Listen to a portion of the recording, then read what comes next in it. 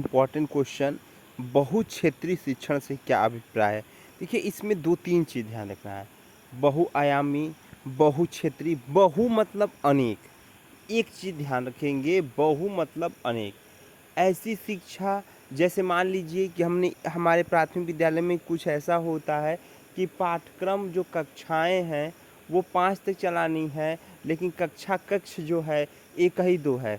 तो हम लोग अध्यापक लोग क्या करते हैं, एक ही कक्षा में 2 3 4 5 या 3 4 5 को बैठा देते हैं। अब वहाँ पे हम क्या करते हैं, ऐसा पढ़ाते हैं कि 2 वाले का भी काम हो जाए, 3 वाले का भी काम हो जाए, 4 वाले का भी काम हो जाए, 5 वाले का काम हो जाए। तो यह कहीं न कहीं बहुक्षेत्रीय शिक्षण पे ही कार्य कर रहा है। कहने का अर्थ है कि ऐसा प्रक्रिया पर या विकास पे ऐसा बल दें जहाँ पे सभी बच्चों का क्या हो जाए, विकास हो जाए।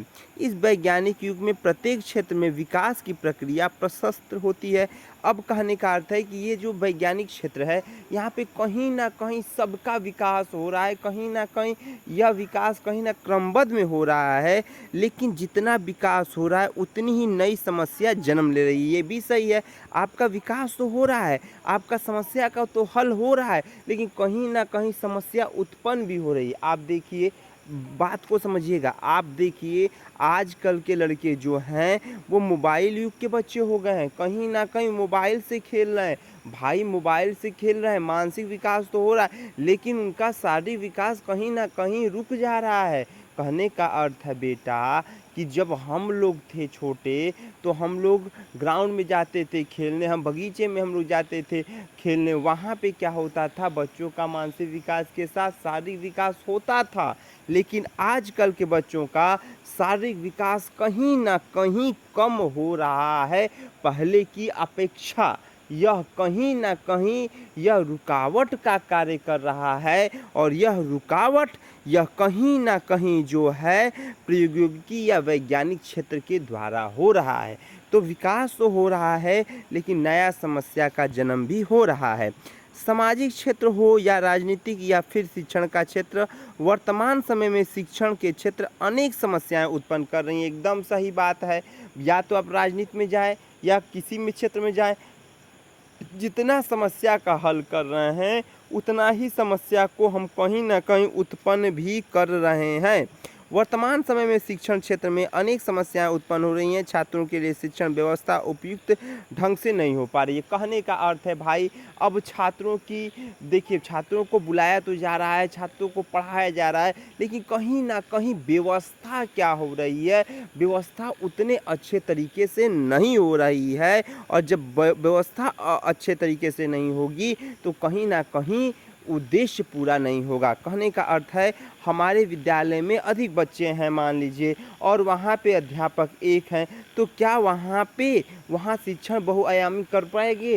देखिए करेंगे, लेकिन वो छात्रों को पूरा मिल नहीं पाएगा। विद्यालयों में बढ़ते छात्र एवं अध्यापकों की घटती संख्या। अधिकतर प्राथमिक विद्यालयों में यह देखा गया है कि 1 से 5 तक कक्षाएं चला रही हैं, लेकिन वहां शिक्षकों की संख्या 1 या 2 से अधिक नहीं है। ऐसे इसमें शिक्षण को पाना संभव नहीं है। इस समस्या को समाधान हेतु बहुशिक्षित सिद्धा का विद्या का जन्म लिया गया है। बस यही ध्यान रखना है। बहुक्षेत्रीय का मतलब क्या था कि हम एक ही उद्देश्य में कई उद्देश्यों को शामिल कर देना। अब कहने का अर्थ था कि एक ही कक्षा में, बात को समझिए, कहीं ना कहीं ये समावेशी शिक्षा पर ले जा रहा है, कहीं ना कहीं यह सांकेतिक शिक्षा को भी बता रहा है। कहने का अर्थ है, समावेशी शिक्षा का अर्थ क्या था कि एक ही कक्षा में कई बालकों को बैठा देना, कई या विकलांग बालक हो या विशिष्ट बालक हो या सामान्य बालक हो, सबको साथ में शिक्षा को देना। उसी तरह बहुक्षेत्रीय भी यही है कि अब हमने क्या किया, कक्षा हमारे पास कम था लेकिन बच्चे ज़्यादा थे, तो हमने सभी बच्चों को एक ही कक्षा में लाए और पढ़ाना स्टार्ट कर दिया।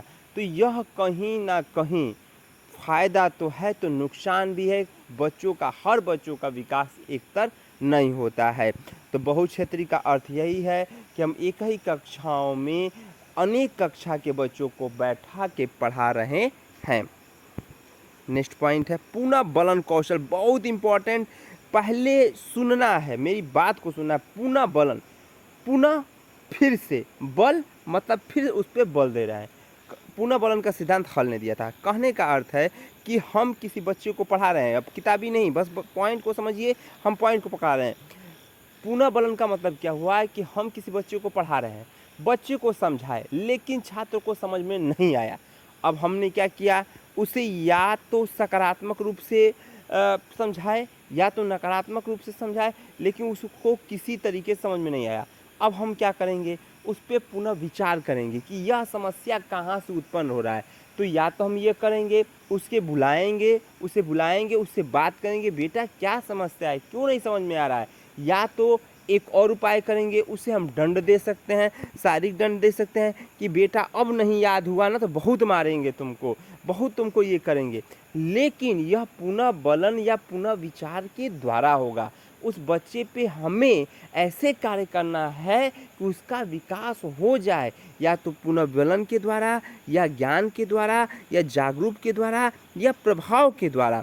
तो कहने का अर्थ है, या तो उसमें हम क्या करेंगे, रुचि को उत्पन्न करेंगे, या तो प्रेरणा को उत्पन्न करेंगे, या तो अभ्यास को उत्पन्न करेंगे, या प्रभाव को उत्पन्न करेंगे। जब इतना चीज़ों को उत्पन्न कर रहे हैं तो कहीं ना कहीं पुनर्बलन पे विचार कर रहे हैं, और जब विचार कर रहे हैं तो वहाँ पे बच्चा फिर से सहभागिता के अनुसार वह आएगा। कहने का अर्थ है कि पुनर्बलन का अर्थ यही है कि हमें फिर से उस बच्चे में जागरूकता लाना है, रुचि उत्पन्न करना है, बच्चे की प्रशंसा करना है, बच्चे को प्रेरणा देना है, बच्चे को आंतरिक प्रेरणा देना है, बच्चे को बाह्य प्रेरणा देना है, और बच्चे को लक्ष्य की प्राप्ति कराना है।